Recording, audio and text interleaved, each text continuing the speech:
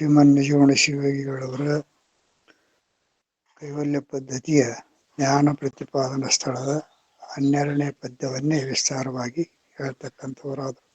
ಅದು ಯಾವುದು? ಸದ್ರೂಪ ಲಕ್ಷಣ. ಅದು ಯಾವ ಪದ ಅಂತಂದ್ರೆ, ನೋಡು ನೋಡು ನೀನೇ ಪರವೆಂದು ತತ್ವಗೂಡದೆ ವಿಲಕ್ಷಣನಾಗಿ ನಿಂದು. ನೀನು ಪರಮಾತ್ಮನೇ ಇದ್ದೀಯ ಅಂತೇಳಿ ವೇದಗಳು ಹೇಳ್ತಾವ. ಅಂದ್ರೆ ನಾನು ಹೆಂಗ್ ಪರಮಾತ್ಮನಕ್ಕಿನಿ? ಪರಮಾತ್ಮನಲ್ಲಿ ಸರ್ವಜ್ಞತ್ವಾದಿ, ಸರ್ವಕರ್ತೃತ್ವ, ಸರ್ವ ನಿಯಾಮಕತ್ವ, ಜಗ ಸೃಷ್ಟಿ ಮಾಡತಕ್ಕಂಥ ಕರ್ತವ್ಯಗಳು ಅದಾವ. ಅವನಿಗೆ ಎಲ್ಲ ರೀತಿಯಂತ ಸೃಷ್ಟಿ ಮಾಡುವಂಥ ಇವು ಅದಾವ, ವಿಭೂತಿಗಳದಾವ. ನನ್ನಲ್ಲಿ ಯಾವ ಇಲ್ಲ. ನಾನು ಕಿಂಚಿಜ್ಞನಾಗಿದ್ದೇನೆ, ಹುಟ್ಟುವವನು, ಸಾಯುವವನು, ಕರ್ತವ್ಯವುಳ್ಳವನು, ಅಶೋತೃಷಗಳುಳ್ಳವನು.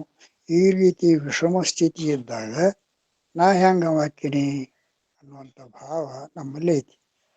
ಆದರೆ ಇವು ನಾವು ಯಾವ್ಯಾವುದರ ಅಭಿಮಾನವನ್ನು ಮಾಡಿಕೊಂಡೆವೋ ಆಯಾ ಅಭಿಮಾನದಿಂದ ಅವುಗಳ ಧರ್ಮ ಕರ್ಮಾದಿಗಳು ನಮಗೆ ಅಂಟಿಕೊಂಡವ.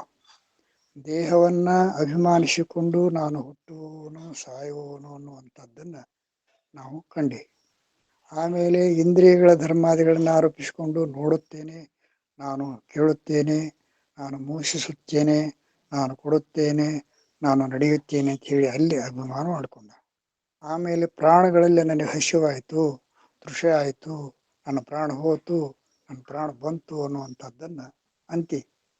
ಆಮೇಲೆ ಪ್ರಾಣ ಹೋತಂತಾರೆ ಎಲ್ಲರೂ. ಅವ ಶರೀರ ಅವನು ಸತ್ತ ಅಂತ ಹೇಳಿ ಅನ್ನುವಾಗ ಪ್ರಾಣ ಹೋತು ಅಂತಂತಾರೆ. ಈ ರೀತಿಯಾಗಿ ಹೋದದ್ದು ಯಾವುದು? ಪ್ರಾಣ ಹೊರತಾಗಿ ಅವನು ಹೋಗಿಲ್ಲ. ಅಂದ್ರೇನು? ಹೋಗುವಂಥದ್ದು ಬರುವಂಥ ಕಾರ್ಯ ಪ್ರಾಣಕ್ಕೆ ಐತಿ ಹೊರತಾಗಿ ತನಗಿಲ್ಲ ಅಂತ. ಆಮೇಲೆ ಮನಸ್ಸನ್ನುವಂಥದ್ದು ಸಂಕಲ್ಪ ವಿಕಲ್ಪಗಳಂಥದ್ದು ಐತಿ.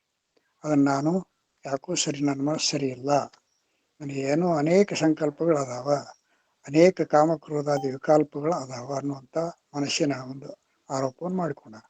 ಆಮೇಲೆ ನನಗೇನು ನೆನಪುಳಿವಲ್ದು, ನನಗೆ ಸ್ಮೃತಿ ಬಂತು ಅಂಥೇಳಿ ಬುದ್ಧಿಯನ್ನು ಆರೋಪ ಮಾಡಿಕೊಂಡಾನ.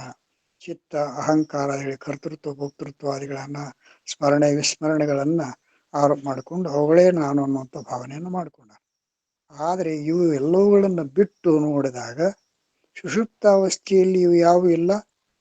ನೀನು ಆನಂದ ಸ್ವರೂಪನೇ ಇದ್ದೆ, ಅದೇನಿ ಅನ್ನುವಂಥದ್ದು ಐತಿ. ಆಮೇಲೆ ನಾನು ಸುಖವಾಗಿ ಮಲಗಿದ್ದೆ ಅನ್ನುವಂಥದ್ದನ್ನು ಅರಿತಿ. ಆದ್ದರಿಂದ ಸತ್ತು ಚಿತ್ತು ಆನಂದ ಅಷ್ಟು ಅಲ್ಲದವ. ನಾಮರೂಪ ಕ್ರಿಯಾದಿಗಳನ್ನ ನೀನು ಆರೋಪಿಸಿಕೊಂಡು ದುಃಖಿಯಾಗಿದ್ದೆ. ಅಸ್ಥಿಪಾತಿ ಪ್ರಿಯ ರೂಪವನ್ನು ಬ್ರಹ್ಮವನ್ನು ಕಂಡುಕೊಂಡು ಸುಷುಪ್ತಾವಸ್ಥೆಯಲ್ಲಿ ಆನಂದ ರೂಪನಾಗಿದ್ದೆ. ಅದೇ ರೀತಿಯಾಗಿ ಮಾಯಾ ವಿರಹಿತನಾಗಿರುವಂಥ ಪರಬ್ರಹ್ಮ ಅದು ಏನೊಂದು ವಿಕಾರವನ್ನು ಹೊಂದದೆ ಸಚ್ಚಿದಾನಂದ ರೂಪವಾಗಿ ಐತಿ. ಆದ್ದರಿಂದ ಆ ಸಚ್ಚಿದಾನಂದವನ್ನು ನೋಡಿ ಹೊರತಾಗಿ ಏನು ಅಸ್ಥಿಪಾತಿ ಪ್ರಿಯ ಅನ್ನುವಂಥದ್ದು ನೋಡಿ ಹೊರತಾಗಿ ನಾಮರೂಪ ಕ್ರಿಯಾದಿಗಳನ್ನ ನೋಡಬೇಡ.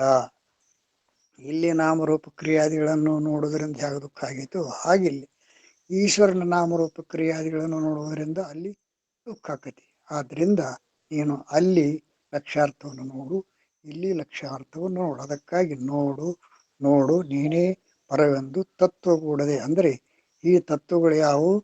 ಶರೀರಕ್ಕೆ 25 ತತ್ವಾದಿಗಳದಾವ. ಸೂಕ್ಷ್ಮ ಶರೀರಕ್ಕೆ 17 ತತ್ವಾದಿಗಳು, ಅಪಂಚೀಕೃತ ಭೂತಾದಿಗಳದಾವ. ಆಮೇಲೆ ಕಾರಣ ಶರೀರಕ್ಕೆ ಅಜ್ಞಾನ ಒಂದು ತತ್ವ ಅನ್ನುವಂಥದ್ದು ಐತಿ. ಈ ರೀತಿ ಈ ತತ್ವಗಳನ್ನು ಬಿಡು.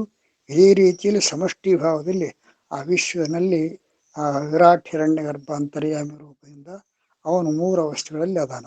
ಅವುಗಳಲ್ಲಿ ಆ ತತ್ವವನ್ನು ಬಿಟ್ಟು, ಈ ಅವಾಚ್ಯಗಳನ್ನು ಬಿಟ್ಟು, ವಾಚ್ಯ ಅನ್ನುವಂಥದ್ದನ್ನು ಬಿಟ್ಟು ಲಕ್ಷ ರೂಪವಾಗಿರುವಂತಹ ಆ ಸದ್ರೂಪ ಬ್ರಹ್ಮವನ್ನ, ಸಚ್ಚಿದಾನಂದ ವಸ್ತುವನ್ನ ನೀನು ನೋಡು.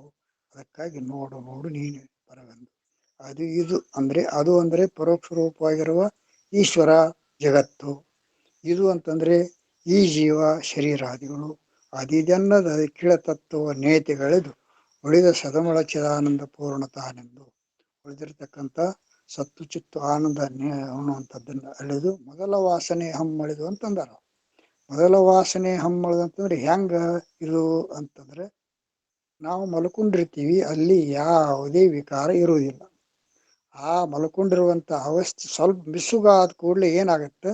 ನಾನು ಅನ್ನುವಂಥ ಭಾವನೆ ಬರ್ತದೆ. ನಾನು ಅನ್ನುವಂಥ ಭಾವನೆ ಬಂದ ಕೂಡಲೇ ನನ್ನದು ಅನ್ನುವಂಥದ್ದು, ನಮ್ಮವರು, ನಾನು ಹಾಗೆ ಮಾಡಬೇಕು ಹೀಗೆ ಮಾಡಬೇಕು ಅನ್ನೋದು ಈ ವ್ಯವಹಾರ ಅಲ್ಲಿಂದ ಚಲವಾಗ್ತದೆ. ಮೊದಲು ಉಂಟಾಗತಕ್ಕಂಥದ್ದು ನಾನು ಅಂದರೆ ಶಿವ ಹೇಳ್ಯಾರ, ಅಜ್ಞಾನದಿಂದ ಅನ್ಯಥಾ ಜ್ಞಾನ ಜಗಜರಿಗೆ ಸಂಜ್ಞೆಯಿಂದ ಅದು ಮಹತ್ತಲ್ಲಿ ಸ್ವಕಲ್ಪಕ ಜ್ಞಾನವಾಗಲದೆ ಹಮ್ಮು ಅಂತ. ಅಹಂಕಾರ ಹೆಂಗೆ ಉಂಟಾಯಿತು ಅಂತಂದ್ರೆ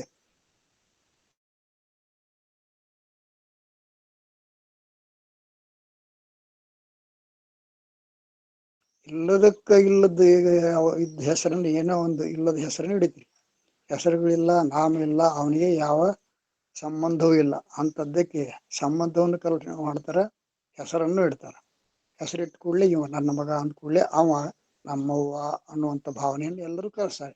ನಿಮ್ಮವ್ವ ಎಲ್ಲಿದ್ದಾಳ, ನಿಮ್ಮಪ್ಪ ಎಲ್ಲಿದ್ದಾನ, ನಿಮ್ಮ ಕಾಕ ಎಲ್ಲಿದ್ದಾನೆ, ಈ ರೀತಿಯಾಗಿ ನಾವ ಅವರಿಗೆ ಉಂಟು ಮಾಡ್ತೀವಿ. ಅವು ಏನು ನಿರ್ವಿಕಲ್ಪವಾಗಿರುವಂಥ ಕೋಶಿಗೆ ಈ ಭ್ರಾಂತಿಯನ್ನು ನಾವು ಹೆಂಗೆ ಮಾಡ್ತೇವೋ ಹಾಗೆ ಈ ಯಾವ ಅಹಂಕಾರ ಉತ್ಪತ್ತಿ ಆದ ಕೂಡಲೇ ಅದಕ್ಕೆ ಸಂಬಂಧಪಟ್ಟಂಥ ನಾನು ನನ್ನದು ಅನ್ನುವಂಥ ಅಹಂಕಾರ ಮಮಕಾರಗಳು ಬರ್ತಾವ. ಆದ್ದರಿಂದ ಮೊದಲ ವಾಸನೆ ಹೆಮ್ಮಳಿದು, ಇದನ್ನು ಬಿಟ್ಟು ನಿಜಪಥವ ಖಂಡಿತವೆಂದು ತಿಳಿದು ಈ ಅಹಂಕಾರ ಯಾವಾಗ ನಾಶವಾಯಿತೋ ಅದು ಯಾವುದು ಇರುವುದಿಲ್ಲ.